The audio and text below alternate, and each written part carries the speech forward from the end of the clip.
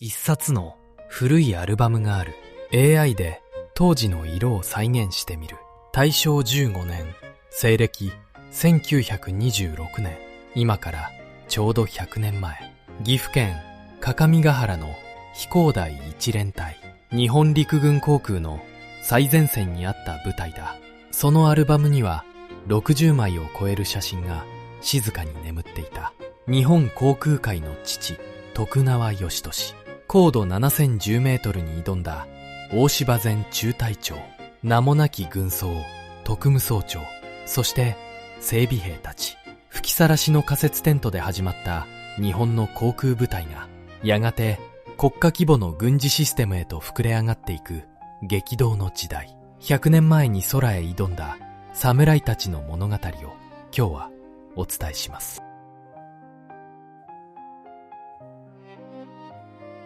白黒写真のカラー化にあたり協力いただいた東京の画像加工業者リタッチインクさんの復元方法では、従来手法のように白黒の上に色を塗るのではなく、 AI が写真そのものを補正し、当時カラーカメラで撮ったらこう写っていたかもしれない姿に近づける。これはおそらく従来の方法よりもずっと肉眼で見た光景に近い復元方法だ。興味のある方はリタッチインクレタッチ会社と Google で検索してみてほしい。大正時代に撮影された飛行場の前景、 AI で色を入れてみる。見渡す限りの広大な土の滑走路が広がる。1926年、岐阜県の各務原、日本最古の飛行場の一つ、各務原飛行場だ。写真の中央にはかまぼこ型の巨大な格納庫が並ぶ。その横には隊員たちの兵舎が整然と立っている。奥には台地の崖があり、木曽川が静かに流れる。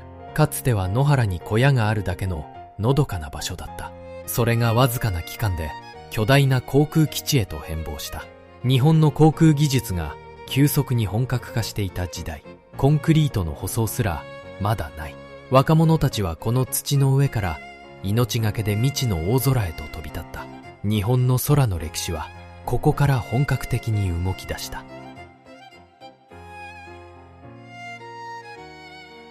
立派なレンガ造りの門の前に二人の兵士が立っている。 AI で色を入れてみる。カーキ色の軍服が鮮やかに浮かび上がる。右の門中には飛行第一連隊の表札が見える。岐阜県各務原にあった基地の正門、営門だ。写真の下にも右から左へ芸門と書かれている。右側にはがっしりとした木造の商社が立っている。奥に見えるのは瓦屋根の大きな木造兵舎だろう。開かれた鉄の扉の向こうは大空へとつながる特別な場所。厳しい規律と最先端の部隊としての誇り。全国から集まった若者たちはどんな思いでこの門をくぐったのだろうか。日常と非日常を隔てる100年前の境界線だ。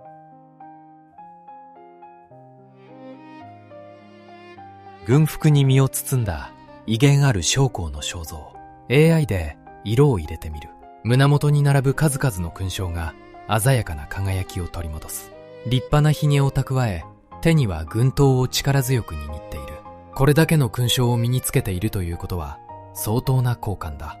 おそらく各務原の飛行第一連隊を率いる連隊長か軍の重鎮だろう。背景には白い布がかけられたテーブルが見える。ここは司令部の執務室か、あるいは将校たちの部屋か。彼の鋭い眼差しは大空へ挑む若き隊員たちに向けられていたはずだ。最新鋭の航空部隊を束ねるトップとしての重圧と誇り。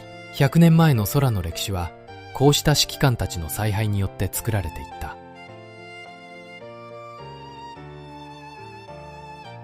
大正時代の陸軍将校の肖像、 AI で色を入れてみる。丸眼鏡と多数の勲章が鮮やかに浮かび上がる。写真の下には右から左へ徳川連隊長の文字。この人物は日本航空界のパイオニア、徳川義俊だ。1910年、日本で初めて飛行機を操縦した航空界の父。襟章の1は飛行第一連隊の所属であることを示す。各務原の部隊を率いたまさに伝説の指揮官だ。手に持った軍刀の粗は軍人としての規律と誇りを象徴する。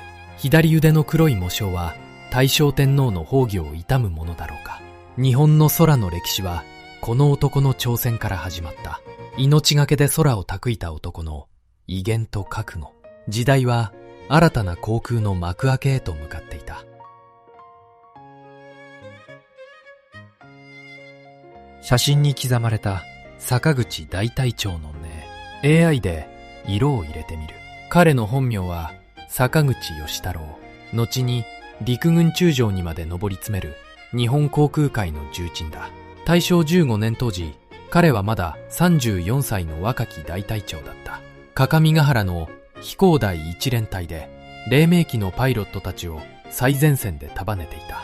当時の飛行機は木と布で作られた頼りない代物。少しの突風やエンジントラブルが即座に命取りになる。彼は自らも操縦桿を握り、命知らずの若者たちを引っ張った。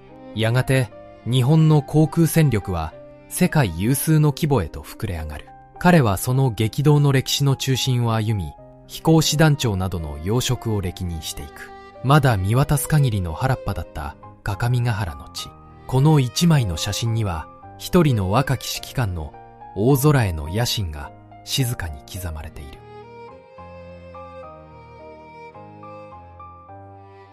写真の下に記された赤羽連隊長の文字。AI で色を入れてみる。歴戦を物語る数々の勲章が静かに輝き出す。彼の名は赤羽助之。徳川義俊へとバトンを渡す前、各務原の飛行第一連隊を率いたトップだ。面連隊長という肩書きが部隊の確かな歴史の歩みを物語る。飛行機がまだ実用的かどうかもわからなかった時代、彼は手探りで組織をまとめ上げ、日本の航空部隊の基礎を築いた。穏やかで落ち着いた表情の奥にどれほどの重圧を抱えていたのだろうか。彼が耕した各務原の地から、若きパイロットたちが次々と大空へ飛び立っていった。河野に種をまき、空の土台を作った男。その静かで誇り高き肖像だ。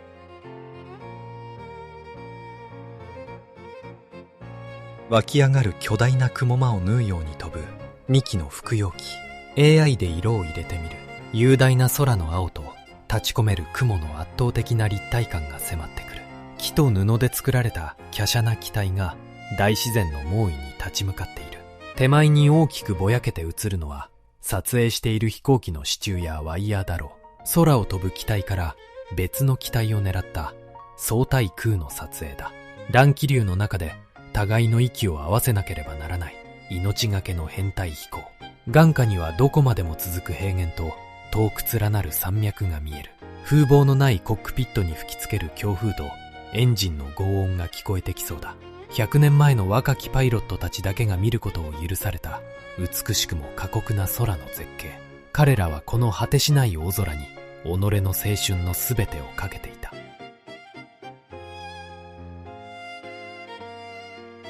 木立と花を背景に立つ若き将校の姿。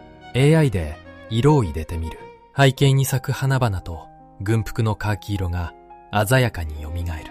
写真の下には右から左へ大柴目中隊長の文字。この凛々しい男こそ日本の航空史に名を刻む伝説のパイロットだ。実は彼、この写真が撮られる数年前の1921年にとんでもない偉業を成し遂げている。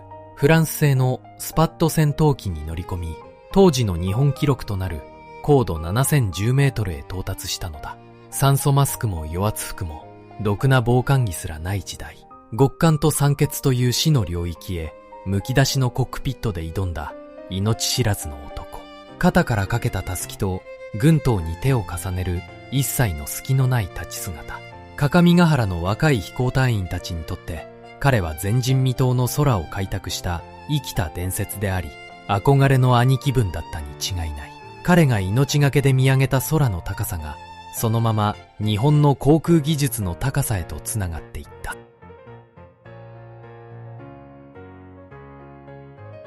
飛行場の滑走路から見上げた果てしなく広い空。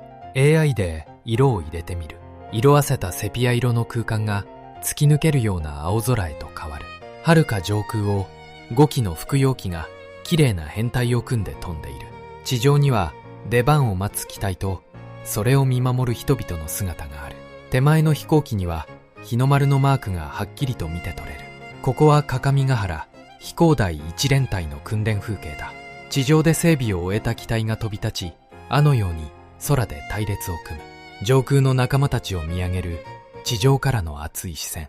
大地にとどまる者と大空をかける者。まだ見ぬ高みを目指した若者たちの静かで熱い日常の一コマだ。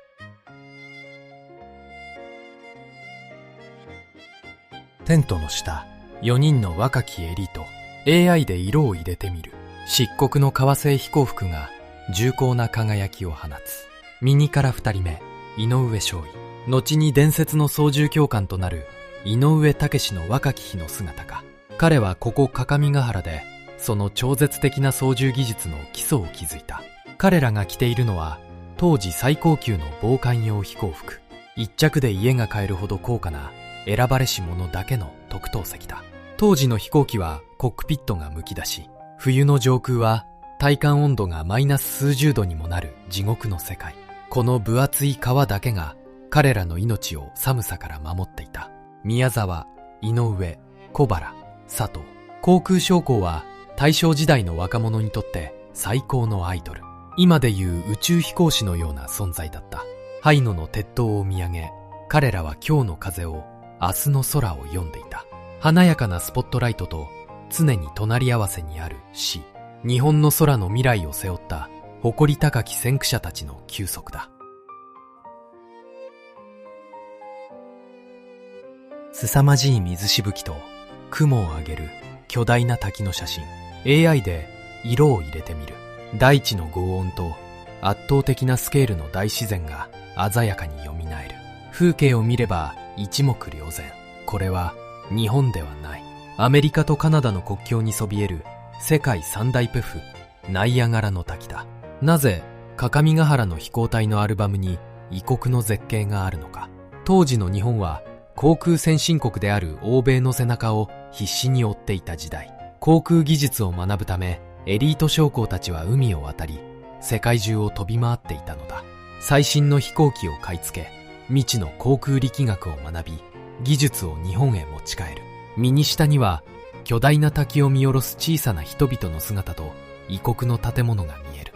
彼らはこの果てしないスケールの滝に追いつくべき世界の大きさを実感したのかもしれない。日本の大空への挑戦は決して国内だけで完結していたわけではない。こうして世界とつながり、圧倒的なスケールを肌で知ることで、彼らは急激な進化を遂げていったのだ。写真の上に記された高原軍曹の文字。AI で色を入れてみる。あどけなさの残る若々しい顔立ちと軍服のカーキ色が蘇る。襟元には各務原の飛行第一連隊を示す1の数字が光る。これまで見てきた指揮官やエリート将校たちとは違う現場を支える下士官の姿だ。自ら操縦桿を握って空を飛ぶパイロットか、それとも部隊の機体を守る整備の要か。キュッと結ばれた口元とまっすぐな眼差し。まだ少年の面影を残すこの若い青年もまた命がけの現場に身を置いていた。少しのミスが即座に死に直結する過酷な航空黎明期。日本の空の歴史は決して一部の偉人だけで作られたわけではない。彼のような数えきれない若者たちの純粋な憧れと泥臭い努力が下支えしていたのだ。100年前の大空に青春をかけた男の静かで力強い肖像だ。写真の上には右から左へ小沼特務総長の文字。 AI で色を入れてみる。土地ぼこりの匂いとエンジンオイルの光沢がリアルに立ち上がる。副容器の前に陣取り腕を組んで立つ一人の男。飛行帽にゴーグルを身につけ、その姿は歴戦のパイロットそのものだ。特務総長とは下士官における最高階級。現場で何年もの泥水と油をすすり生き残ってきた者。叩き上げのトップにだけ与えられる称号だ。先ほどの高原軍曹よりもさらに上の現場の絶対的ボスである。後ろでは白い作業着姿の若い整備士たちが機体を点検している。若きエリート将校たちが空の花なら、彼はその花を最前線で支え、時には自らも飛ぶ空の職人だ。彼の鋭い眼差しは、機体のわずかな不調も、空のわずかな変化も見逃さないだろう。むき出しのエンジンと木と布でできた翼。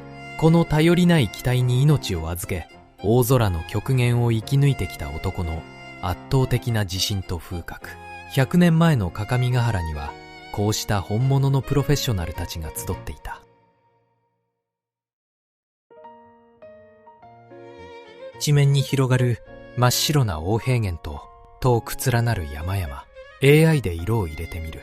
突き刺さるような冬の冷気と雪峰の眩しい白さが広がる。よく見ると、ここはただの雪の原ではない。完全に凍りついた広大な湖面だ。画面の左側には氷の上にポツンと止まる一機の服用機が見える。そして中央には黒っぽい防寒着を着込んだ隊員たちが集まり、何やら作業をしている。大正時代、まだ立派な舗装滑走路が少なかった日本では、冬になると凍結した湖を巨大で真っ平らな天然の滑走路として利用することがあった。長野県の諏訪湖や山梨県の山中湖、車輪の代わりに特製のソリを取り付けた雪上氷上飛行のテストだろうか。手前の凍てつく枯れ草が現場の厳しい寒さを物語っている。当時の飛行機には暖房装置など一切ない。想像を絶するマイナス数十度の空へ挑むため、男たちはこの足から凍りつくような表情で入念に機体を調整していたのだ。日本の空の歴史は春のうららかな原っぱだけでなく、こうした過酷な大自然との戦いの上にも築かれている。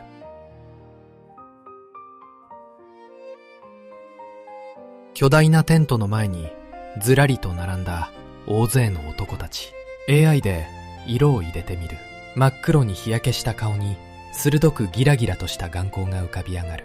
昭和の特攻隊員たちの写真を見ると、どこか現代の私たちに近い顔つきをしている。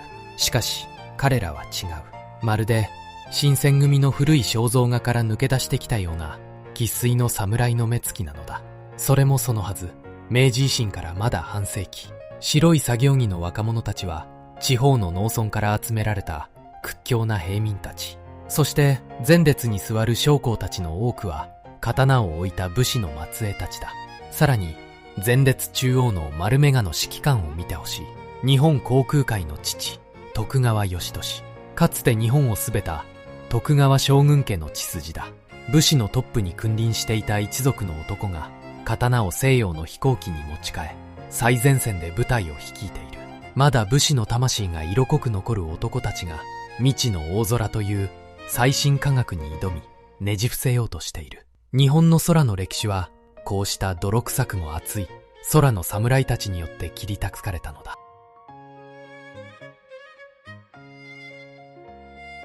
巨大な鉄骨屋根の格納庫、一機の服用機を取り囲む男たち。 AI で色を入れてみる。機体に塗られたオイルの匂いとむき出しの木の質感がリアルに蘇る。白い作業着姿の整備士たちが脚立に登り、翼に乗り上げ、機体の隅々まで手を入れている。手前には組み立てを待つ木の骨組みやワイヤーが並べられている。当時の飛行機は木と布とピアノ線で手作りされたまるで繊細な工芸品だ。ほんの少しのネジの緩み、ワイヤーの張り具合の狂い、それが上空では即座にパイロットの死に直結する。左端に立つ軍服の将校がその作業を鋭い侍の目つきで厳しく見つめている。空を飛ぶパイロットたちが表舞台の主役なら、彼らはその命を文字通りその手に握る裏方の職人たちだ。この薄暗い格納庫の中にも日本の空を切りたくこうとする泥臭く熱いエネルギーが充満している。100年前の大空への挑戦は、こうした名もなき男たちの地道で完璧な手仕事から始まっていたのだ。このアルバムのすべての物語がここに集約されている。 AI で色を入れてみる。砂ぼこりの匂いと男たちの泥臭い熱気が鮮やかに蘇る。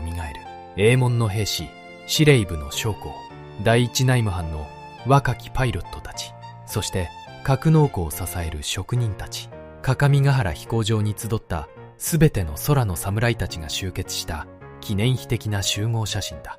中央には数々の勲章を輝かせた威厳ある将校と丸眼鏡をかけた伝説の指揮官、徳川義俊。彼らの顔を見てほしい。真っ黒に日焼けした顔に鋭くギラギラとした眼光が宿っている。まるで新選組の古い肖像画から抜け出してきたような生粋の侍の目つきだ。明治維新からまだ半世紀、武士の魂が色濃く残る男たちが刀を西洋の飛行機という未知の最新科学に持ち替えねじ伏せようとしている。背後のテント格納庫からやがてかまぼこ型の格納庫が立ち並び、日本の航空技術は世界へと追いついていく。100年前の大空に青春をかけた誇り高き男たちの静かで力強い肖像だ。波打ち際に立つ丸眼鏡の青年。AI で色を入れてみる。潮風の匂いと日焼けした肌、使い込まれた服の質感が浮かび上がる。胸に斜めにかけられたたすき、そこに書かれた文字を見てほしい。日本一周。飛行部隊の過酷なアルバムの中に突然現れた異色のポートレートだ。軍服ではなく学生や青年団のようないでたち。足にはゲートルをしっかり巻き、頑丈な編み上げ靴を履いている。手にあるのはわずかな荷物が入った小さな包みだけ。大正から昭和初期、道もろくに舗装されておらず、正確な地図さえ乏しい時代に、自らの足だけで日本列島を踏破するという途方もない挑戦だ。彼が航空隊の誰かの友人なのか、それとも旅の途中で基地を訪れ意気投合したのかはわからない。しかし空を飛ぶパイロットたちとは違う形であれ、彼もまた己の限界と未知の世界へ挑む開拓者だ。知的な丸眼鏡の奥にある決してそづけないという静かな闘志。先ほどの侍の目つきを持つ飛行兵たちとどこか通じるものがある。大空へ飛び立とうとする若者と、大地を踏みしめ日本を一周しようとする若者。やり方は違えど、この時代の日本には自らの限界を強引に突破しようとするギラギラとしたエネルギーを持った男たちが溢れていたのだ。薄暗い木造の巨大格納庫、中央に鎮座する服用機とそれに群がる男たち。 AI で色を入れてみる。立ち込める機械油分の匂いと薄暗闇に浮かぶ白い作業着のコントラストが鮮やかによみがえる。機体を取り囲む整備士たち。一人などは胴体の上にまたがるようにしてよじ登り、直接機体内部を覗き込んでいる。手前の作業台の代わりになっている台、取り外された武骨な部品が無造作に置かれている。最新の西洋科学であるはずの飛行機が、ここではまるで巨大なからくり細工か繊細な工芸品のように全て手作業で解体組み立てられているのだ。傍らに立ち、その様子を鋭い視線で見つめる軍服姿の将校たち。先の写真と同じあの侍の目つきだ。パイロットが上空で命を預けるのは、この白い作業着を着た職人たちの手仕事そのもの。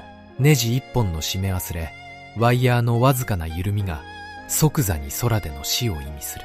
刀を研ぎ澄ますように未知の空飛ぶ機械をミリ単位で調整していく男たち。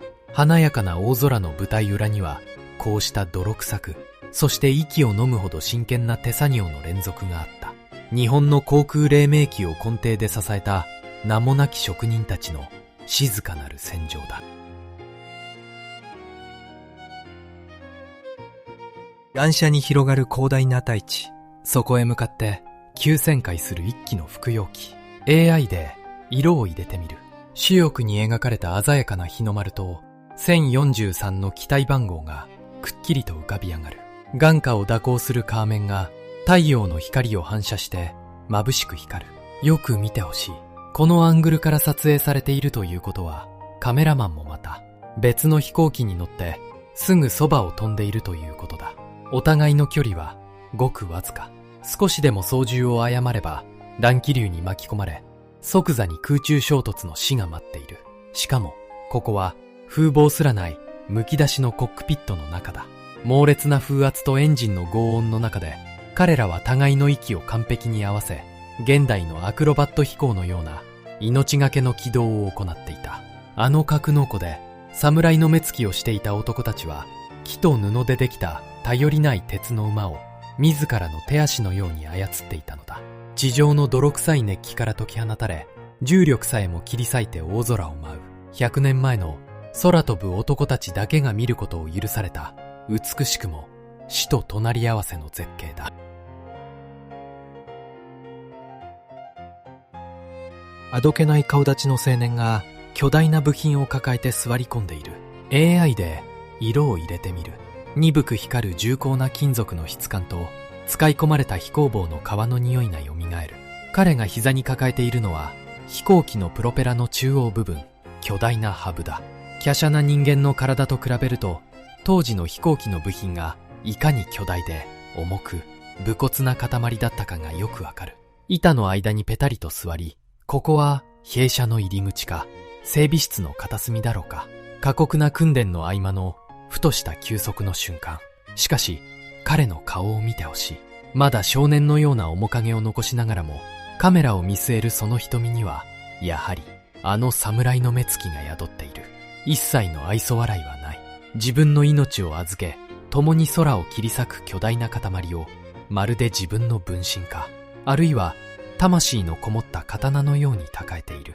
当時の飛行兵たちはただ機械を操るだけでなく、こうして文字通り肌身離さず飛行機と向き合っていたのだ。圧倒的な質量を持つ鉄の部品と、それを抱える名もなき若者の静かなる闘志。100年前の大空に命を懸けた男の息遣いまで聞こえてきそうな、生々しくも美しいポートレートだ。写真の下に記された編成1周年記念、そしてシンガポールの文字。 AI で色を入れてみる。熱帯特有の強烈な洋差しとヤシの木の濃い緑が浮かび上がる。ここでこれまでの写真との決定的な違いに気づくだろうか。そう、時代が飛んでいるのだ。彼らが被っている略帽やこのシンガポールという場所、これは大正時代ではない。昭和に入り第二次世界大戦へと突入した後の姿だ。どうやらこのアルバムは単なる大正の記録ではないらしい。各務原で泥と油にまみれ、木と布の飛行機で空を開拓していたあの若者たちの誰かが、十数年の時を経てベテランとなり、赤道直下の南方戦線へと赴いた。その長大な人生の記録なのだ。背後にはモダンな洋館が立ち、舞台の規模も大正時代とは比べ物にならないほど巨大化している。しかし彼らの顔を見てほしい。時代が昭和に変わり、組織が巨大になっても、日焼けした顔に宿るあの侍の目つきだけは変わっていない。大正の開拓者から昭和の戦士へ、一人の男の人生と日本の航空部隊の凄まじい歴史のうねり、この一枚に刻み込まれている。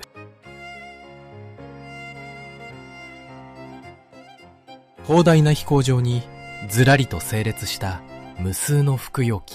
AI で色を入れてみる。見渡す限りの緑の芝生と機体に描かれた鮮やかな日の丸が圧巻のスケールで迫ってくる。ここはおそらく彼らの原点である各務原飛行場だろう。奥には森と瓦屋根の兵舎や大きな格納庫が立ち並んでいる。思い出してほしい。つい先ほどまで見ていた薄暗い格納庫の中で、白い作業着の職人たちが手作業で組み立てていたあのたった一機の飛行機を。それがわずかな期間でこれほどの数の大編隊となっている。かつて見渡す限りのただの原っぱだった場所が巨大な航空基地へと変貌を遂げているのだ。大正から昭和へ、日本の航空戦力は恐ろしいほどのスピードで進化し膨れ上がっていった。この何十機という鉄の馬の一機一機にあの侍の目つきをした若者たちが乗り込み、あるいは油まみれになって整備をしている。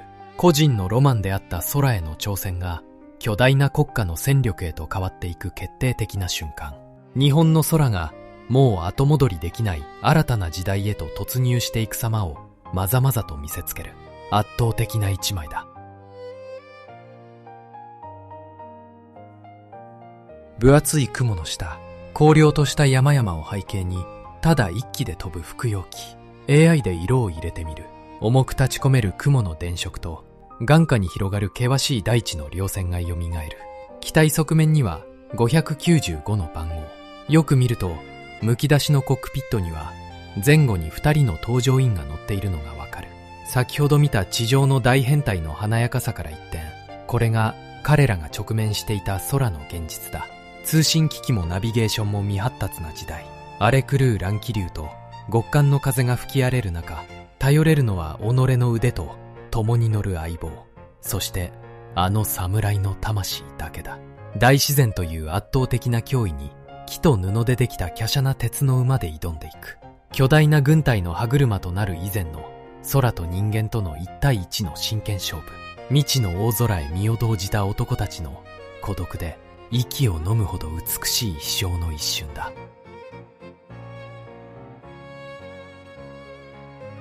写真の上に短くも力強く記された2つの文字。右から左へ、戦友。AI で色を入れてみる。足元の青々とした草の匂いと、ずらりと並んだ軍服のカーキ色が蘇る。背後を見てほしい。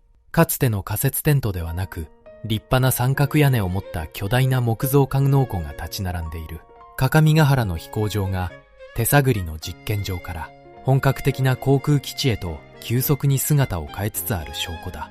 その中央で一機の複葉機を囲むように集まった大勢の男たち。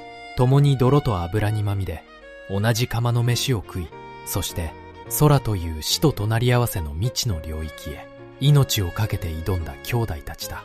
彼らの顔つきはやはり違う。後の太平洋戦争末期に見られるような悲壮感とも違う。真っ黒に日焼けした顔に鋭く前を見据えるあの侍の目つきがずらりと並んでいる。彼ら一人一人に名前があり、人生があり、帰るべき故郷があったはずだ。しかしこの一枚のページにおいて彼らを縛る肩書きは一切ない。ただ戦友という固い絆だけで結ばれている。歴史の教科書には決して載ることのない名もなき空の侍たち。彼らが共に笑い、共に生きた熱い時代の決して色あせることのない魂の記録だ。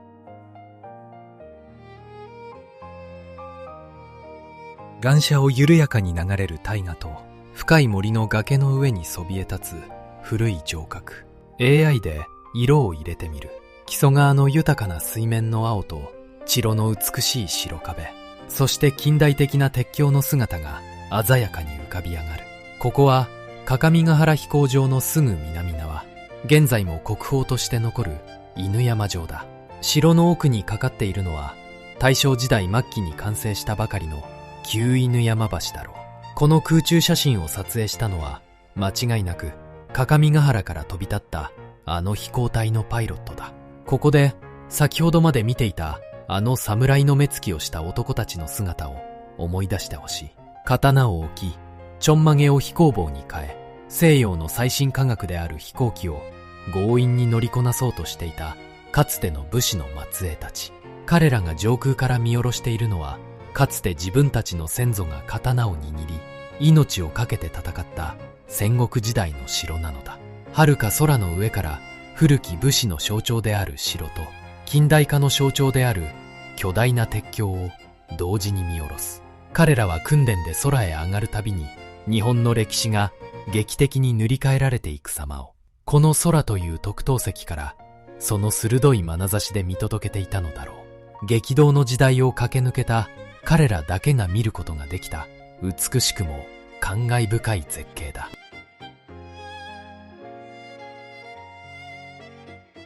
地平線の彼方まで続くかのような完璧な一列に並んだ複葉機の大群。 AI で色を入れてみる。照りつける太陽の下、金属と布張りの機体が鈍く光り、足元の草いきれが立ち上る。思い出してみてほしい。あの薄暗い仮設テントの格納庫でたった一機の飛行機を大勢で囲み、手作業で組み立てていた始まりの日々を。それが今やこれである。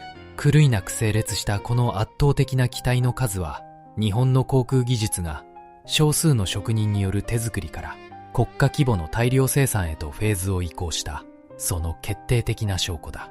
機体の先頭に取り付けられた星型エンジンも初期の華奢なものからより力強く武骨なものへと進化している。個人のロマンであった空への挑戦は終わりを告げた。大空は今や国家の存亡をかけた主戦場へと変わったのだ。しかし、この定規で引いたような異常なほど美しい整列ぶりを見てほしい。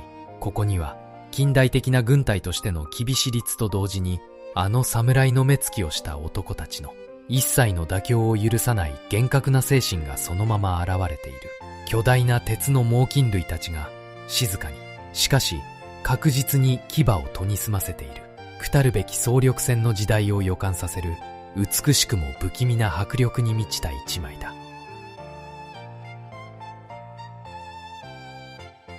上空から見下ろした巨大な基地の全貌。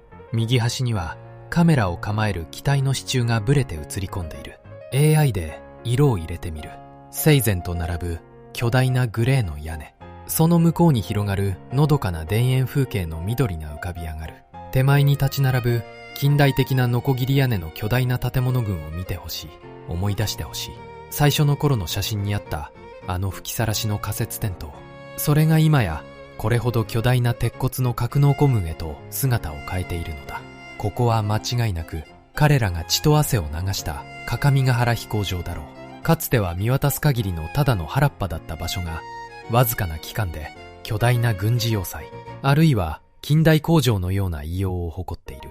そして基地のすぐ外側には、昔と何も変わらない日本の古い農地がパッチワークのように広がっている。刀を捨て、地方の農村から集められたあの侍の目つきをした若者たち。彼らは風貌のないむき出しのコックピットから身を乗り出した。轟音の中でシャッターを切った。自分たちが生まれ育った古い大地と自らの手で強引に築き上げた近代日本の巨大な姿をこの上空から誇らしげに見下ろしていたに違いない。手探りの泥臭い挑戦から始まった日本の空の歴史が完全に巨大な国家の力へと飛び立ったことを告げる圧倒的な統括図だ。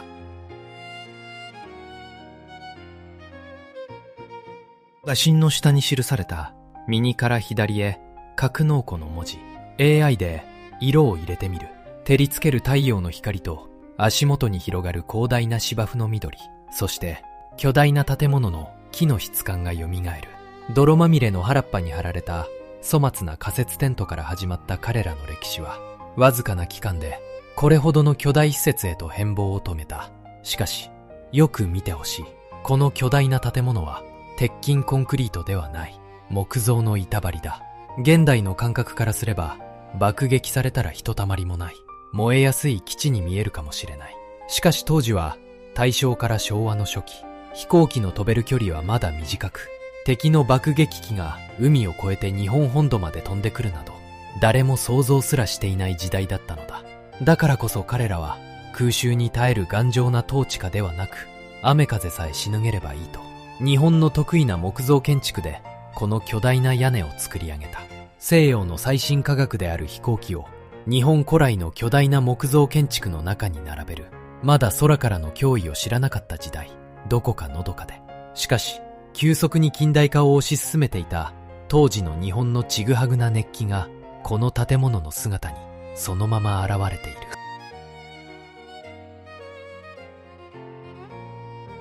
岩斜に広がる途方もないスケールの街並み。 AI で色を入れてみる。土ぼこりの舞う真新しい道路と地平線の彼方まで続く屋根の波が浮かび上がる。手前のエリアを見てほしい。まるで定規で引いたように全く同じ形の真新しい家屋や施設が整然と、しかも異常なほどの数で並んでいる。これは昔ながらの自然にできた街ではない。航空部隊の拡大に合わせて国家の主導で急速に切り拓かれた軍都、あるいは飛行機を作るための工業都市の姿だ。あの巨大な木造格納庫に並んでいた大軍の飛行機を飛ばすためには、これほどまでの人間が必要だったのだ。全国から集められた何千何万という整備士、工場労働者、兵士とその家族たち。彼らが住むための巨大な居住区が田園風景を次々と飲み込んでいく。上空からこの街を見下ろしてシャッターを切ったパイロットは何を思っただろうか。あのテントの時代に侍の目つきをした少数の男たちが手探りで始めた空への挑戦がわずかな期間でこれほど巨大な街そのものを生み出してしまったのだ。のどかだった時代は完全に終わりを告げた。空へのロマンは日本という国全体を巻き込む巨大な国家プロジェクトへと変貌し、猛烈なスピードで増殖していく。個人の力から国家の力へ。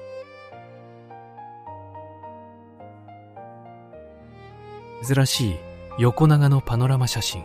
広大な芝生の飛行場に数機の複葉機が点在している。 AI で色を入れてみる。照りつける太陽の下、芝生の青々とした緑と主翼に描かれた鮮やかな日の丸が圧巻のスケールで蘇る。思い出してほしい。最初の頃の写真にあったあの吹きさらしの仮設テントや、その後に立ち並んだ巨大な木造格納庫。このパノラマ写真はそれらができる前のさらに黎明期の原点の風景だ。日本の空の歴史はフランスから招いた指定フランス航空教育団と共にこの何もない草原から始まったのだ。左端の機体1837のような黎明期のフランス世紀がまだ草原を蛇行している。しかし遠くを見てほしい。右奥の煙突から黒煙が立ち上っている。これはただの原っぱではない。この飛行場が急速に近代化のただ中にあること、そして国家の力がここへ注がれ始めていることの予兆だ。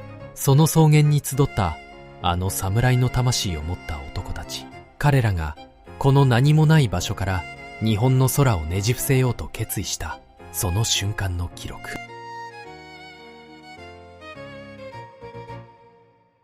写真の下に記された右から左へ格納庫内作業の文字。 AI で色を入れてみる。高い天井から差し込む光の筋に舞う埃とツンと鼻をつく機械油の匂いがよみがえる。先ほど外から見上げたあの巨大な木造格納庫の内部だ。見上げれば複雑に組まれた木の骨組みが広がっている。まるで巨大な近代工場か、あるいは壮大な寺院のようにも見える。その巨大な空間の真ん中で一機の複葉機を取り囲む男たちを見てほしい。白い作業着姿の整備士が脚立に登り、機体の心臓部であるむき出しのエンジンに直接手を入れている。手前には小さな簡易作業台が置かれ、将校がその緻密な作業を鋭い眼差しで見つめている。床に広がる黒いシミは彼らが日々流した汗とこぼれ落ちたエンジンオイルの跡だろう。ここが単なる飛行機の車庫ではなく、命がけの戦いの準備をする最前線の現場であることを物語っている。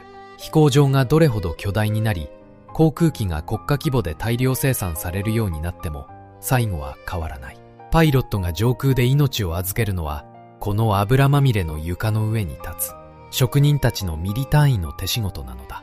あの侍の目つきを持った男たちが巨大な木の城の中で鉄の馬に魂を込めるように歯を研いでいる。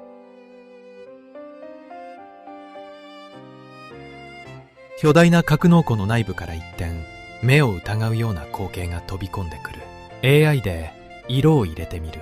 じりじりと照りつける太陽、乾いた土ぼこりの匂い、そして風にはためく粗末な白い布の質感がよみがえる。細い木の棒で支えられただけの今にも吹き飛びそうな日よけのテント、その下に大切な飛行機が頭を隠すように突っ込まれている。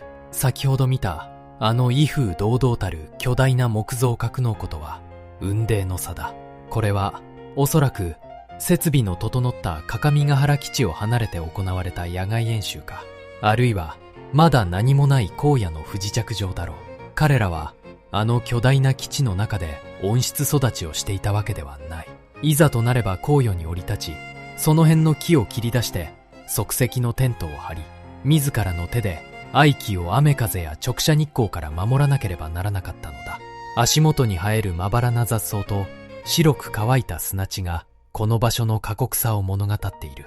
西洋の最新科学である飛行機と縄文時代から変わらないような原始的な野営テント、この極端なアンバランスさこそが当時の日本の航空部隊が直面していた泥臭いリアルなのだ。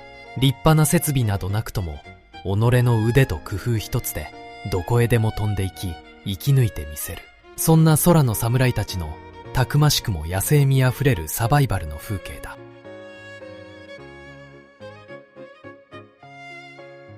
写真の下に記された右から左へ飛行準備の文字。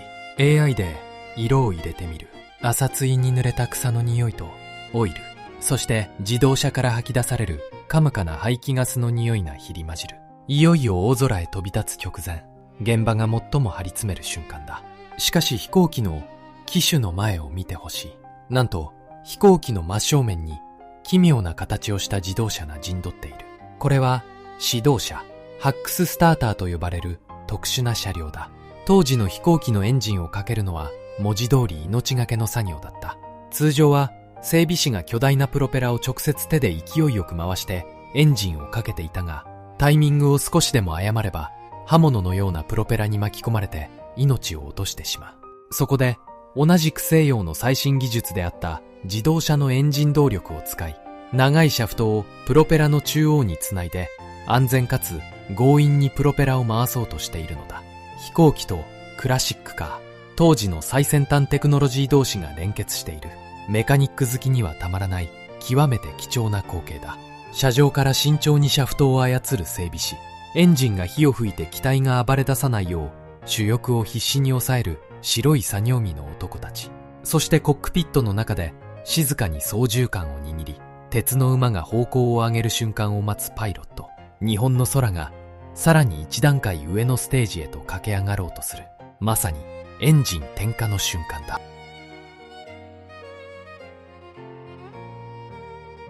写真の上に記された右から左へ離陸の文字。 AI で色を入れてみる。鼓膜を震わせるエンジンの轟音、草をなぎ倒すプロペラの風、そしてどこまでも広がる青々とした大空がよみがえる。先ほどの飛行準備で自動車の力を借りて強引に叩き起こされた鉄の馬たちがついに大地を蹴り空へと解き放たれた瞬間だ。よく見てほしい。1機だけではない。3機の複葉機が見事な編隊を組んで上昇している。見渡す限りの広大な草原から飛び立ち、遠く連なる各務原の山々を越えていく。泥まみれのテントで機体を組み立てていた整備士たち。巨大な木造格納庫の中でミリ単位の調整に命を削っていた職人たち。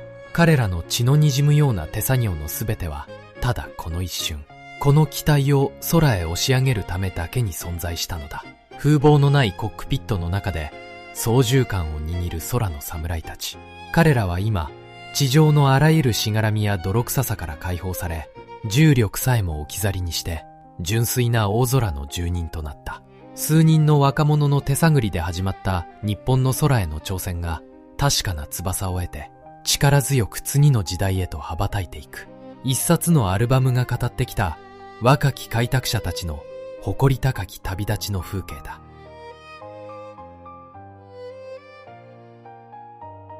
横に長く引き伸ばされたパノラマ写真。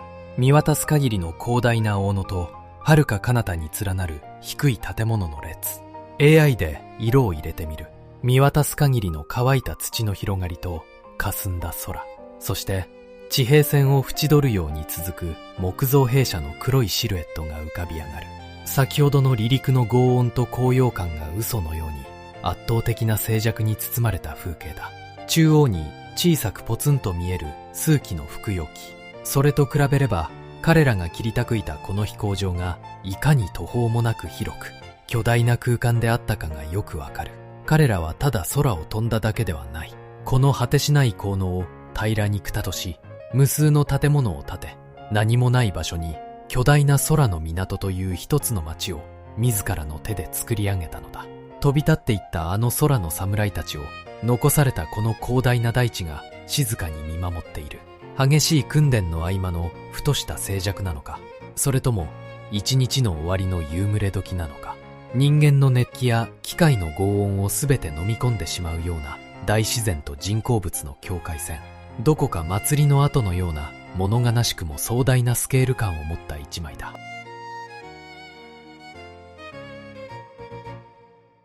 木造格納庫の前に止まったいかにもクラシックなボンネットトラック。 AI で色を入れてみる。凍てつくような冬の空気と真っ白な雪景色、そしてトラックの武骨な黒い鉄の質感が浮かび上がる。先ほどまでの砂おこりの舞う夏のコーナから一転、厳しい冬の到来だ。足元には深い雪が積もり、トラックの車輪にも真っ白な雪がこびりついている。荷台に群がる男たちを見てほしい。白い作業着姿の整備士や街灯を着込んだ兵士たちが巨大な俵のような重い荷物を文字通り手作業で積み込んでいる。一人は力任せに俵を放り投げる。もう一人は荷台の上で受け止めようと身構えている。カメラに向けられた彼らの表情には過酷な肉体労働の中にもどこか仲間同士の連帯感やたくましい活気が溢れている。美しく編隊を組んで大空へ飛び立っていった飛行機たち。その裏側にはこうした凍えるような雪の中での泥臭く地道な平坦と力仕事が必ず存在したのだ。最新鋭の自動車と巨大格納庫、そして古来から変わらない藁の俵と男たちの腕力。華やかな大空のロマンを根底で支え続けた名もなき裏方たちの力強い冬のポートレートだ。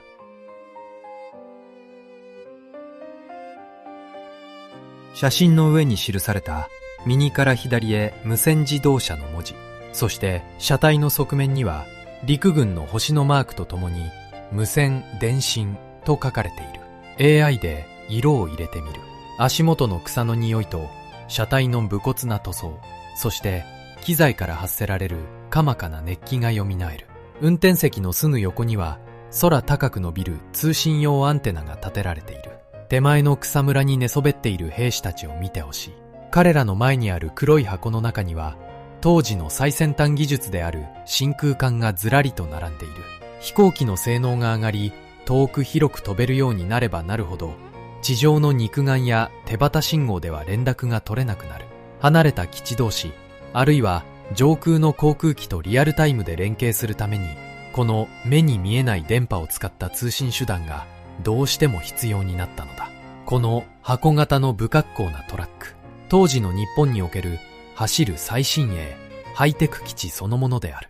しかし、ここでもやはり強烈なコントラストが存在する。最先端の通信機器を積んだこの自動車が止まっているのは、瓦屋根ののどかな古い木造小屋の前だ。兵士たちも最前線の緊張感というよりは、どこか野外学した様子で草むらに座り込み、壊れやすい真空管の機械をいじっている。泥臭い手作業の時代から目に見えない電波が飛び交う近代戦の時代へ。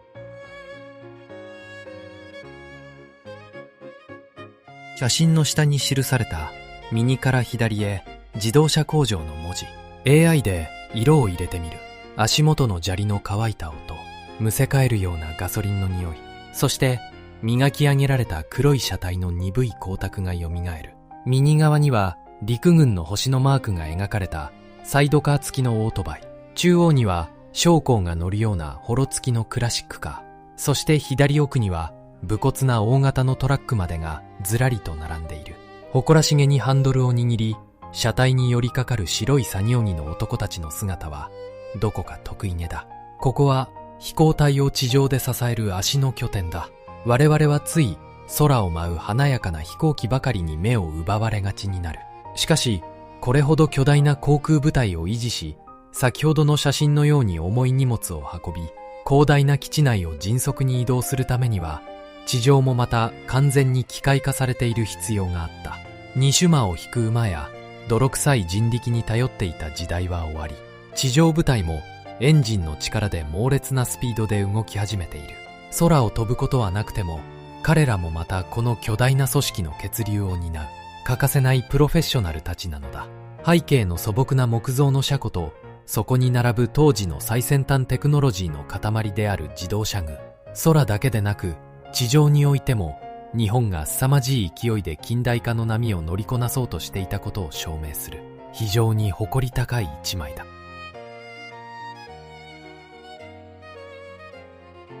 横に長く引き伸ばされたパノラマ写真。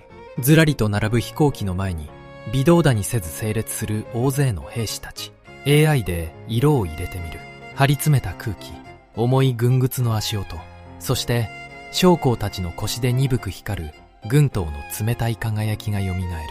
これまでの泥臭い作業風景やのどかな荒野の光景とは全く違う圧倒的な規律の空間だ。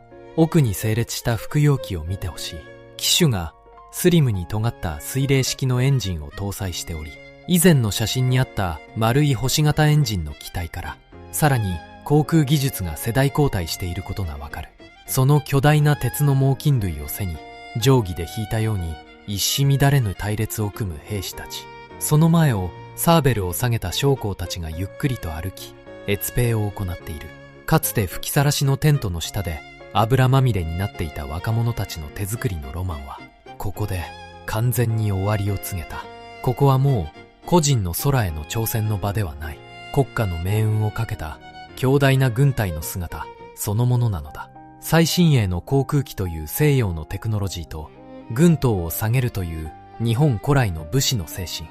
それが軍隊という巨大な歯車の中で完全に融合し、一つの完成された組織として立ち上がった瞬間、これから訪れる総力戦の時代へ向けて、静かに、しかし確実に歩みを進める国家の足音が聞こえてくるような、息を飲むほど厳粛な一枚だ。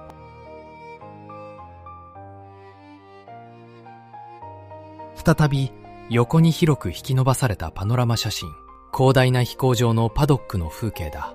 AI で色を入れてみる。乾いた土ぼこりの匂い、ハイオクタンの航空燃料のツンとした匂い、そして複数の近代的なエンジンが低くうなる排気音が入り混じって蘇る。ここで画面右側に止まっている自動車に注目してほしい。これまでの写真に写っていた角張った馬車のような大正昭和初期のクラシックカーとは明らかに違う。丸みを帯びた空気抵抗を計算した流線型のモダンな乗用車だ。この車のデザインが時代の決定的な変化を物語っている。これは1930年代後半、まさに日本が日中戦争から太平洋戦争という泥沼の総力戦へと突入していく、その直前の空気感だ。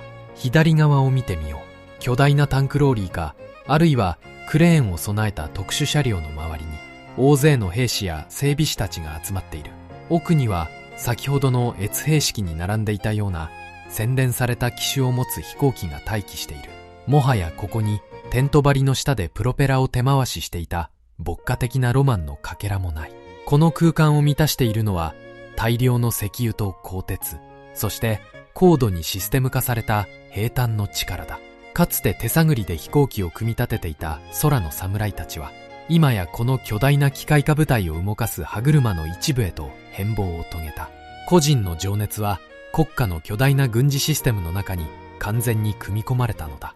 木と布の時代は終わりを告げ、分厚い鋼鉄とガソリンが支配する時代へ。写真の下に記された右から左へ重工場の文字、 AI で色を入れてみる。窓から差し込む柔らかな自然光、ガンオイルの独特な匂い、そして鈍く黒光りする冷たい鋼鉄の質感が蘇る。窓際の明るい作業台に置かれているのは飛行機ではない、戦闘機の機種や旋回座席に取り付けられる航空機関銃だ。白い作業着の男たちが複雑な銃の部品を一つ一つ丁寧に分解し手入れをしている。手前の机にはスプリングやボルトなどの細かな部品が整然と並べられ、後ろの黒板にはメンテナンスに使う薬品や油の名前がチョークで書き殴られている。そして彼らの背後には厳しい視線で作業を監視する軍服姿の下士官が立っている。ここで我々はこのアルバムが持つ一つの残酷な現実に直面する。空への憧れ、手作りの機体、大空を舞う変態、それらは確かに美しいロマンだった。しかし彼らが心血を注いで作り上げていたのはただ空を飛ぶための機械ではない。この冷たい鋼鉄の筒から鉛の雨を降らせ敵の命を奪うための兵器なのだ。あの侍の目つきを持った若者たちが操る鉄の馬、そこにはこの鋭く冷酷な牙が取り付けられていた。静かで光に満ちたこの部屋の中で職人たちの手によって淡々と、しかし確実に研ぎ澄まされていく殺意、純粋な空への挑戦が完全に戦争というシステムの中に組み込まれた。そのことを突きつける一枚だ。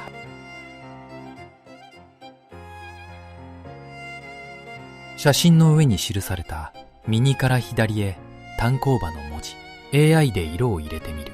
窓から差し込む光に照らされた金属の鈍い輝きと金属加工の現場特有の鉄と油が焦げたような匂いが蘇る。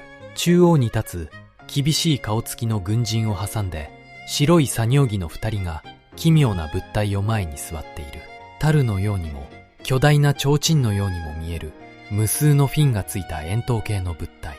これは爆弾ではない。当時の最新鋭だった水冷式エンジンを冷やすためのランブラン冷却機だ。大正末期から昭和初期の主力機、オツ式1型偵察機などの胴体や主翼の下にぶら下がっていた。非常に特徴的なパーツである。先ほどのエツペイ式の写真で機種が尖った飛行機が並んでいたのを覚えているだろうか。あのスリムな機種を実現した強力な水冷エンジンは稼働すると猛烈な熱を発する。この冷却機はいわば鉄の馬が上空で呼吸し生き延びるための大切な内臓なのだ。前のページの重工馬で敵を仕留める牙を磨いていた一方で、この単行馬では機体を動かすための繊細な臓器が手作業で整備されていた。カメラを見据える彼らのまっすぐな視線。やはりここにもあの侍の目つきがある。最新鋭の航空部品でさえも彼らの武骨な手によって一つ一つ大切に扱われている。国家の巨大な軍事システムを血管のように隅々まで支えていたのは、こうした名もなき職人たちの静かで熱い手仕事の連鎖だったのだ。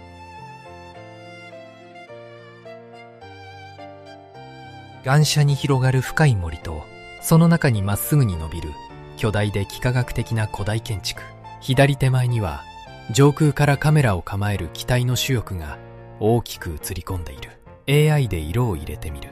うっそうとした森の深い緑と黄土色の広大な大地、そして壮大な建造物の異様が浮かび上がる。この独特な城郭の形、まっすぐな参道、そして最奥に鎮座する巨大な円形の墳丘。これは日本の景色ではない。中国大陸、おそらく満州、現在の瀋陽などにある清朝の皇帝の陵墓、世界遺産の少陵などの姿だろう。ここで以前の写真を思い出してほしい。彼らはかつて故郷の各務原から飛び立ち、眼下の犬山城を見下ろしていた。自分たちのルーツである古き武士の城を空という特等席から眺めるロマンの飛行だった。しかし今彼らが見下ろしているのは海を越えた異国のかつての巨大帝国の象徴だ。前のページで磨き上げていたあの航空機関銃を機体に積み込み、彼らはついに大陸の空へと進出したのだ。手探りで仮設テントから始まった日本の航空部隊は凄まじいスピードで軍事力という牙を研ぎ澄まし、国境を越え広大なアジアの空へとその影を落とし始めた。画面を斜めに切り裂く近代的な飛行機の白い主翼が眼下の古き帝国を圧倒し、新たな時代の力として空を支配している。一人の青年のロマンから始まった物語が国家の巨大なうねりとなり、ついには海を越えた。写真の下に記された文字を右から左へ読んでみる。夜間着陸上昇名灯。しかし写真に写っているものをよく見てほしい。これは明らかに照明灯ではない。おそらくアルバムの作成者が写真を貼り間違えたのだろう。 AI で色を入れてみる。青々とした草の匂い、古びた木の匂い、そして無数の鳥たちのかまかな羽音がよみがえる。荷馬車を改造したような奇妙な木の小屋、その屋根の上や金網の張られた窓の奥にいるのは紛れもなく鳩だ。これは軍事通信用の伝書鳩を飼育運搬するための移動厩舎である。前列に立つ軍人たちの表情もどこか動物を相手にする部隊特有の穏やかさがある。ここで猛烈な違和感、そして強烈なコントラストに気づくはずだ。彼らはすでに海を越えて大陸へ進出し、最新鋭の航空機関銃を整備し、真空管を使ったハイテクな無線電信車まで手に入れていた。完全に機械化された近代軍隊へと変貌を遂げたはずだった。しかし彼らはまだこの生きた鳥を手放すことができなかったのだ。なぜか当時の無線機は非常にデリケートで重く、振動の激しい飛行機に積めばすぐに故障し、山を越えれば電波は届かなかったからだ。だからこそパイロットたちは最新鋭の戦闘機のコックピットにこの小さな伝書鳩をカゴに入れて乗り込み、大空へと飛び立っていった。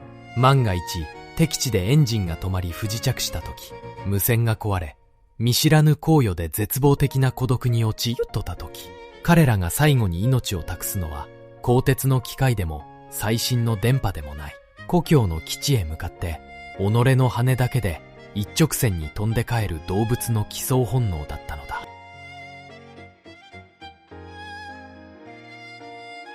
写真の上に記された右から左へ通信手の文字、そして背景の空にはうっすらと鉛筆で小坂注意という書き込みが見える。 AI で色を入れてみる。秋の気配を感じさせるススキの穂が風に揺れる音、ビスカにノイズの混じる受話器越しの声、そして彼らの息遣いがよみがえる。先ほどの伝書鳩に続くもう一つの最前線のリアルを捉えた一枚だ。草むらに身を潜めるように展開する4人の男たちを見てほしい。左の男は敵の目を気にしながらも身を乗り出し、紅白の手旗信号を振って視覚的な通信を試みている。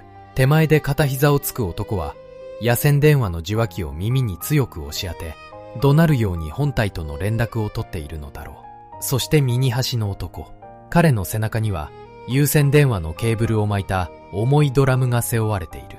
彼は道なき道を這いつくばり、自らの足で物理的に電話線を引っ張ってきたのだ。中央で彼らを険しい表情で見下ろす小坂中尉の存在が、ここがのどかな演習場ではなく命がけの最前線であることを物語っている。空を見上げれば最新鋭の戦闘機が飛び交い、基地には真空管を積んだ無線自動車が止まっている。しかしいざ最前線の野山に放り出されれば、頼れるのは己の足で引いた有線ケーブルと人間の目視による手旗、そして先ほどの伝書鳩なのだ。軍隊という巨大な生き物の神経を最前線でつなぎ止めていたのは、こうした名もなき通信兵たちの泥にまみれた体力と精神力だった。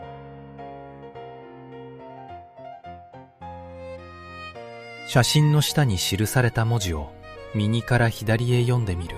夜間着陸上昇名刀。数ページ前にあった伝書鳩の移動厩舎の下に書かれていた。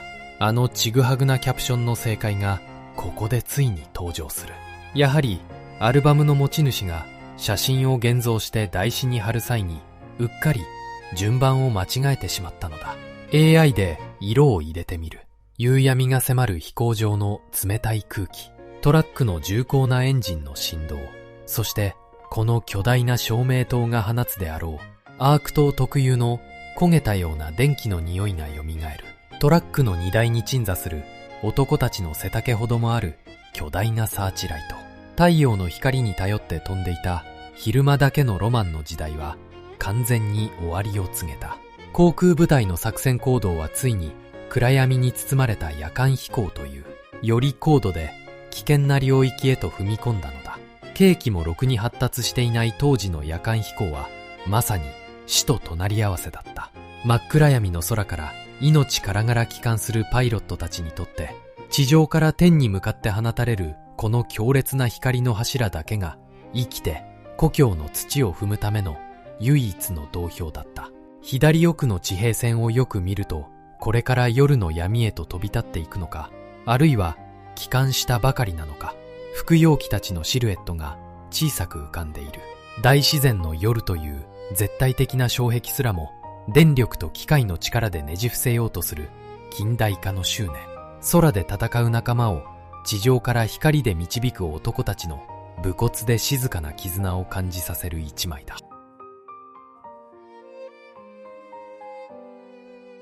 暗闇を切り裂く圧倒的で暴力的なまでの光の本流。 AI で色を入れてみる。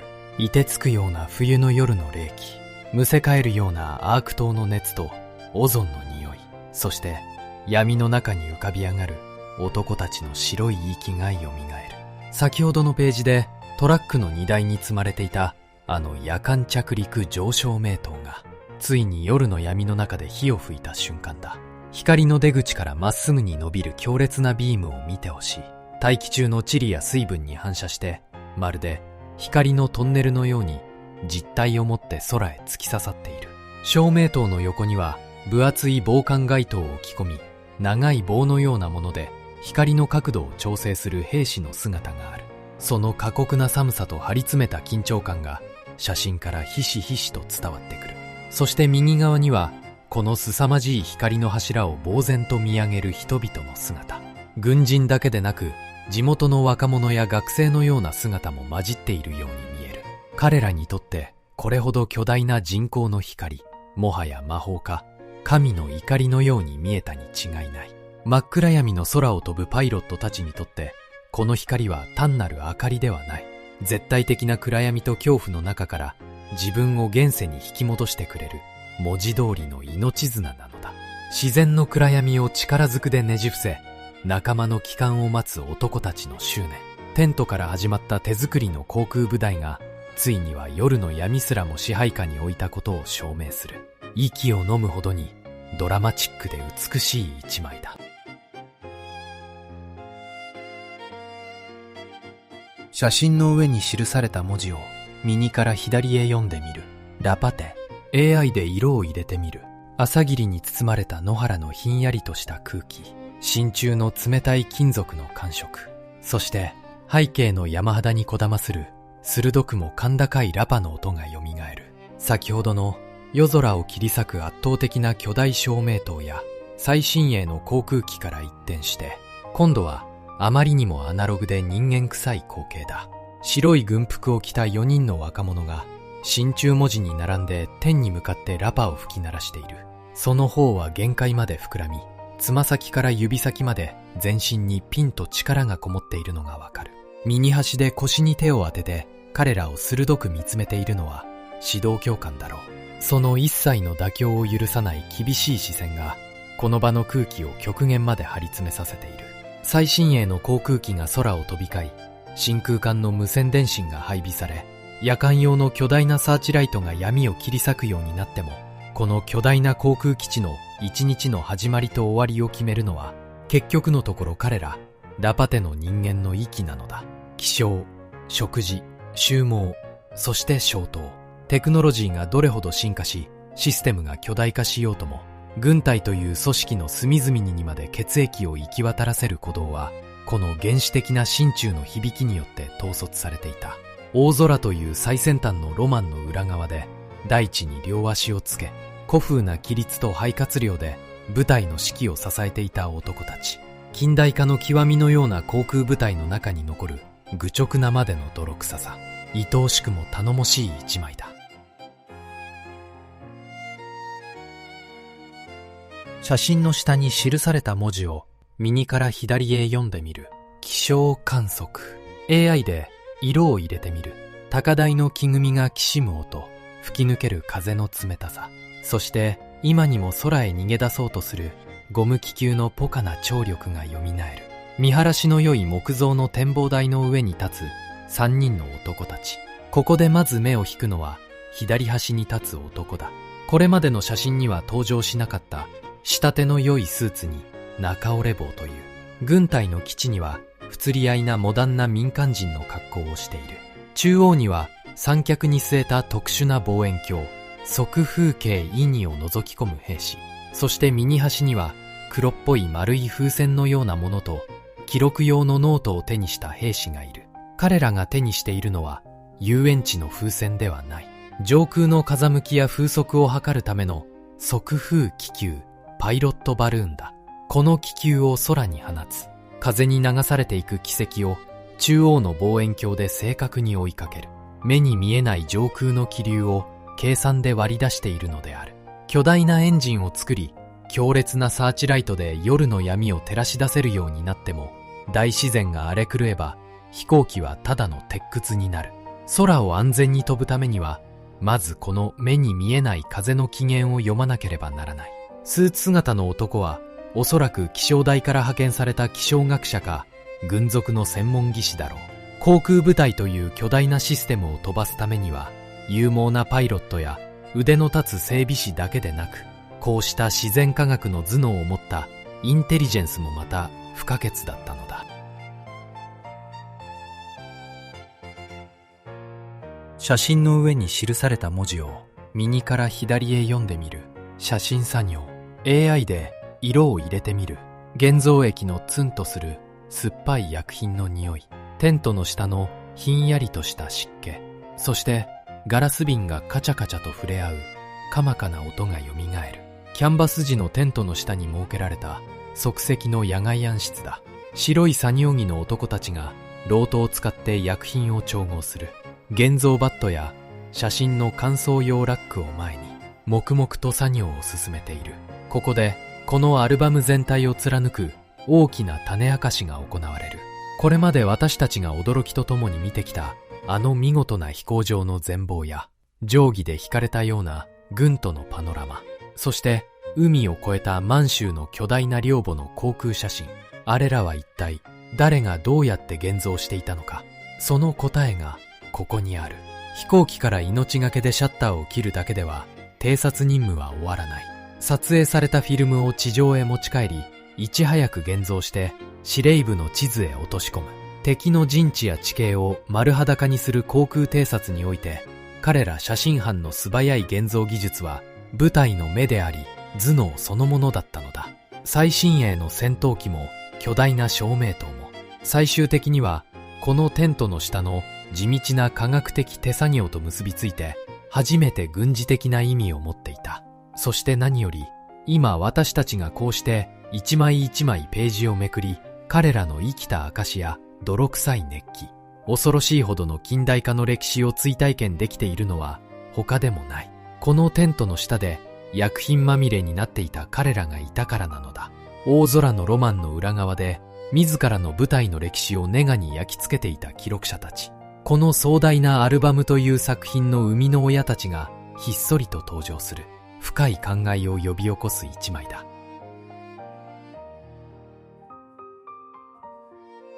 写真の下に記された文字を右から左へ読んでみる。豊橋前進着陸場。 AI で色を入れてみる。見渡す限りの平野を吹き抜ける風の音、草を踏みしめる軍靴の足音、そして無数に刻まれた機体や車両の轍から立ち上る乾いた土ぼこりの匂いがよみがえる。巨大な木造格納庫が立ち並ぶあの設備の整ったホームベースではない。ここは愛知県豊橋に設けられた前進着陸場、つまり最前線を想定して展開した一時的な野戦飛行場だ。手前の地面を見てほしい。幾重にも交差する深いタイヤの跡がこの何もない航路で、いかに激しい離着陸と地上部隊の移動が繰り返されたかを物語っている。整然と並んだ服用機の列の中央には、以前のページにも登場したプロペラを回すための指導者の姿も確認できる。ただ、数機の飛行機を遠くへ飛ばすだけではない。パイロットだけでなく、整備士、兵站を担うトラック、そしておそらく通信や気象観測の部隊まで、彼らはその巨大に成長したシステムを丸ごと引き連れて、見知らぬ土地へ移動し、即座に作戦行動を開始する能力を身につけたのだ。かつて、一機の飛行機を大勢で囲み、吹きさらしのテントの下で手探りの整備をしていた若者たち。彼らが築き上げた部隊は、今や固定された点の基地を飛び出し、面を制圧する機動力を持った本物の近代軍隊へと完全に脱皮した。個人の空へのロマンが、いよいよ実践的で組織的な戦術へと変わり、国家の軍事力がその手足を大きく伸ばし始めた。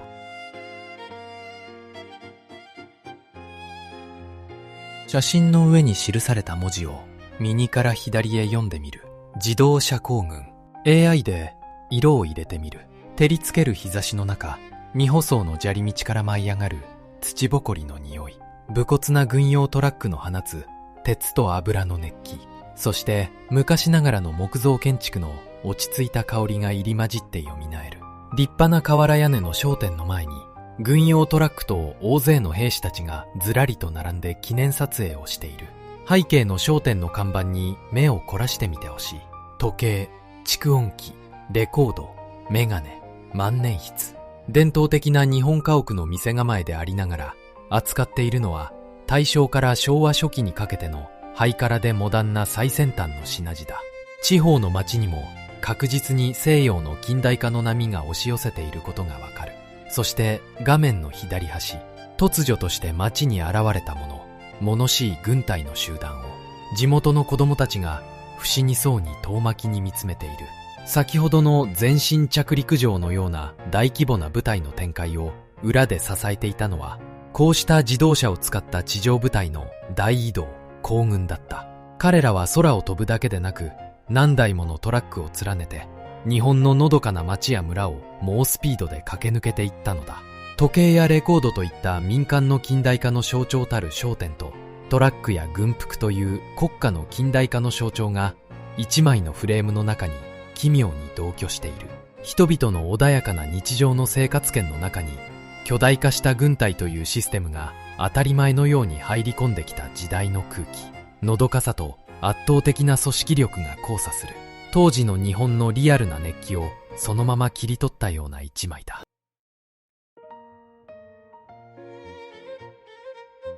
見渡す限り続く広大な平野と大地に濃い影を落とす巨大な雲。 AI で色を入れてみる。吹き抜ける上空の風の冷たさと土の匂い、そしてどこまでも高くどこまでも透明な青い空の広がりがよみがえる。この写真から伝わってくる圧倒的な空の透明感。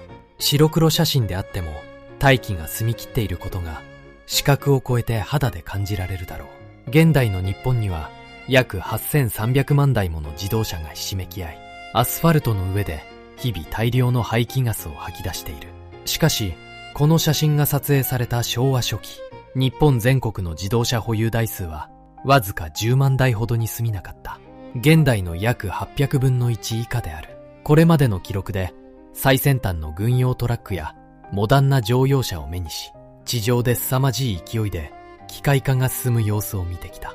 だがそれはあくまで軍隊という特異な組織や一部の都市部の中だけの話だった。一歩大空へ飛び出せば、この世界の大半はまだ排気ガスも大規模な工業の通煙も知らない純度 100% の澄み切った大気に包まれていたのだ。右下に小さく集まっている建物の群れは、彼らが展開する前線基地か、あるいは名もなき町だろうか。巨大な兵器を作り大空を支配した気になっていた人間たちの営みも、こうして遥か上空から見下ろせば、大自然の壮大なスケールの中ではほんのちっぽけなシミのような存在に過ぎない。自動車の排気ガスで空が濁る。ずっと前の本当の意味で美しく恐ろしいほどに広かったかつての空。写真の下に記された文字を右から左へ読んでみる。特別大演習その1、 AI で色を入れてみる。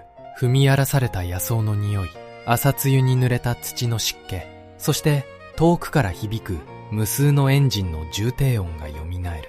荒涼とした野原に見渡す限り点々と展開する複葉機の群れ。コンクリートや芝生で整備された基地のパドックではない。前線の野戦飛行場を想定した泥臭い大地の上にこれだけの数の機体が集結している。特別大演習。それは単なる日常の訓練ではない。通常は天皇を統監として迎え、軍の全力を挙げて行われる国家規模の巨大な軍事演習である。手探りの仮設テントから始まったあのささやかな航空部隊は、ついに国家の威信を背負う規模にまで巨大化したのだ。機体の傍らには忙しく立ち働く整備士や兵士たちの姿が小さく見える。通信、兵站、気象観測、そして武装。これまでアルバムの各ページで確認してきた様々な裏方の歯車が、この日、この場所で完全に噛み合い、一つの巨大な軍事システムとして実動し始めた瞬間である。牧歌的な大空への憧れは完全に終わりを告げた。この荒れ地に並ぶのは、実戦という極限状態を想定し、ただ目標を制圧するためだけに研ぎ澄まされた兵器の群れだ。そしてキャプションにあるその1という言葉。この圧倒的な軍事力の誇示はまだ序章に過ぎない。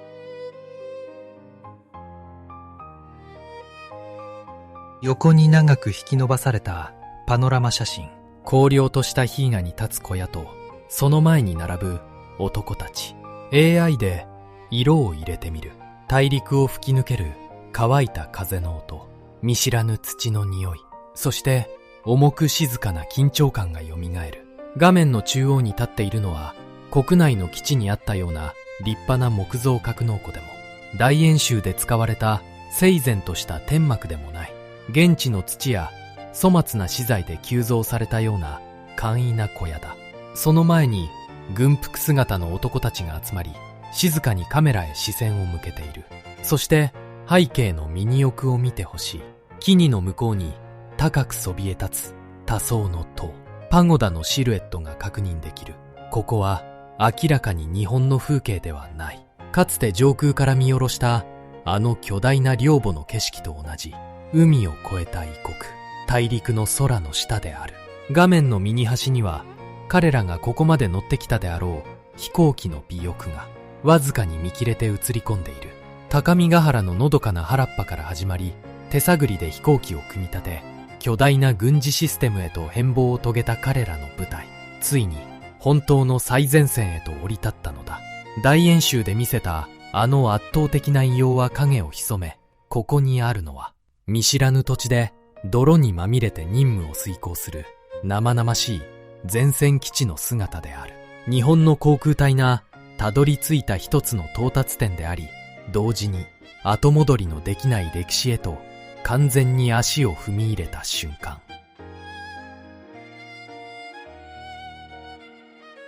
写真の下に記された文字を右から左へ読んでみる。編隊飛行。 AI で色を入れてみる。上空を吹き抜ける身を切るような冷たい風。眼下に広がる深い緑と静かな湖の水面。そして6つのエンジンがピタリと同調して響く重低音がよみがえる。見渡す限りの険しい山々と広大な平野、大自然の圧倒的なパノラマの中を6機の複葉機が見事な V 字型のフォーメーションを組んで飛んでいる。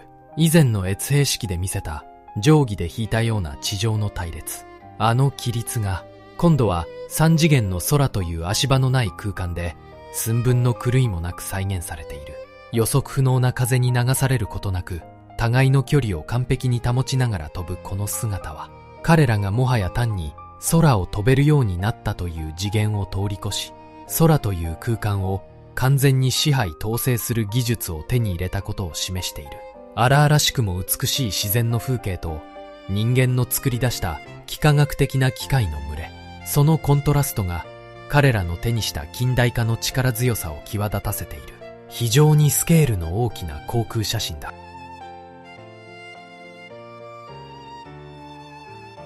写真の上部に白いインクで細かく書き込まれた文字を読んでみる。下志文庫、音式829、高5000、伊佐は福田注意、定は丸山注意。 AI で色を入れてみる。高度5000メートルの極寒の風、薄い酸素の中で苦しげにうなる水冷エンジンの音、そして眼下に広がる純白の雪と黒い岩肌の圧倒的なコントラストがよみがえる。画面の左手前を斜めに横切っているのは彼らが乗っている複葉機。おつ式1型手、イサ付きの主翼を支える太い針線だ。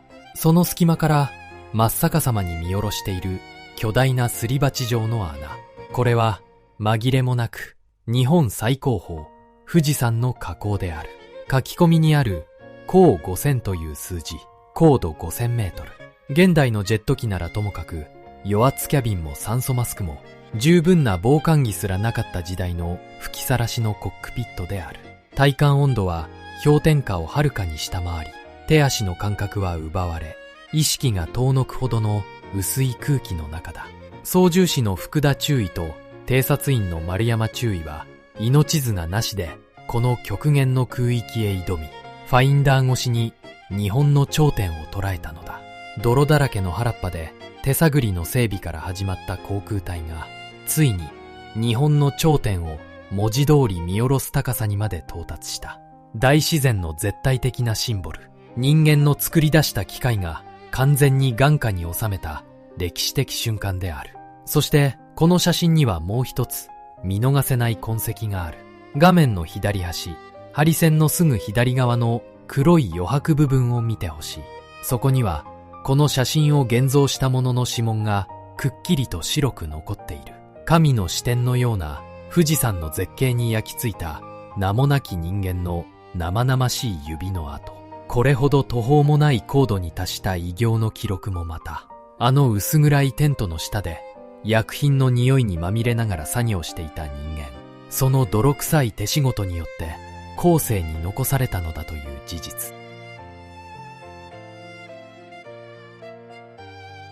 広々とした屋内、ずらりと並ぶ作業台と整然と配置された複雑な機械部品。 AI で色を入れてみる。大きな窓から差し込む暖かな陽光、機械油のツンとする匂い、そして硬い金属同士が触れ合う精緻な音がよみがえる。ここは航空機エンジンの整備工場、あるいは技術を学ぶための専門的な教育機関、学校の教室だろう。白い作業着姿の若者たちが専用のスタンドに固定された巨大なエンジンを取り囲み、真剣な眼差しで分解や組み立てを行っている。彼らの背後から軍服姿の教官がその手元を静かに、しかし鋭く監視している。注目すべきは右側の奥にいくつも並んでいる V 型の水冷式エンジンだ。先ほどの高度5000メートルの骨幹や長時間の編隊飛行を可能にしたのは、まさにこの複雑で強力な心臓であった。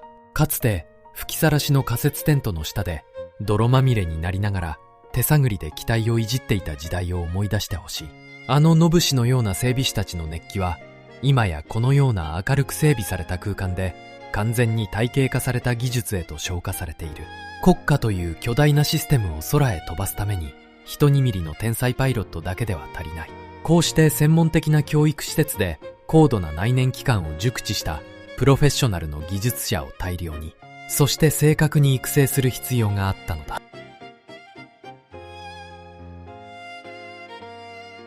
大正15年、1926年、岐阜県各務原の飛行第一連隊、日本最古の飛行場の一つから始まった一冊の写真場。日本航空界の父、徳川義俊。高度7010メートルに挑んだ大柴前中隊長、若き大隊長、坂口義太郎、赤羽前連隊長。一人一人が日本の空の礎を築いた先駆者たちだった。木と布とピアノ線で作られた服用機、吹きさらしのテントの下で泥と油にまみれて機体を組み立てていた整備士たち。分厚い革の飛行服に身を包み、むき出しのコックピットで極寒の空へ挑んだ若き将校たち。そして戦友、同じ釜の飯を食い命を懸けて空を開拓した名もなき空の侍たち。やがて部隊は国家規模のシステムへと変貌した。海を越え夜を制し大陸へと飛び立った。富士山の火口を高度5000メートルの極寒の空から見下ろした男たちがいた。今回ご紹介したこのアルバムの現物は概要欄のリンクから購入することができます。日本航空界の父、徳川義俊の実物写真。100年近く前に現像された一枚一枚のオリジナルプリント。現存する点数も非常に少ない大変に貴重な品です。その希少さからお値段は決して安くはありません。しかし100年の時を経てこの一冊が次の誰かの手に渡り大切に守られていく、そのことに意味があると思いご紹介させていただきました。ご興味のある方はぜひ概要欄をご覧ください。先人たちの挑戦と犠牲の上に今の日本がある。私たち日本人はこのことを忘れてはいけない。このチャンネルでは戦争の記憶を風化させないために当時の白黒写真を AI でカラーに復元してお伝えしています。カラーにすることで彼らが確かにそこにいたと感じていただけたら嬉しい。 AI 読み上げによる音声でお聞き苦しい点があれば申し訳ありません。読み間違いや事実の誤りがあればコメント欄で教えてください。これからも当時の写真を1枚ずつカラーに復元してお届けします。もしこの動画が気に入っていただけたら高評価、チャンネル登録をお願いします。もし写真に見覚えのある顔があればコメントで教えてください。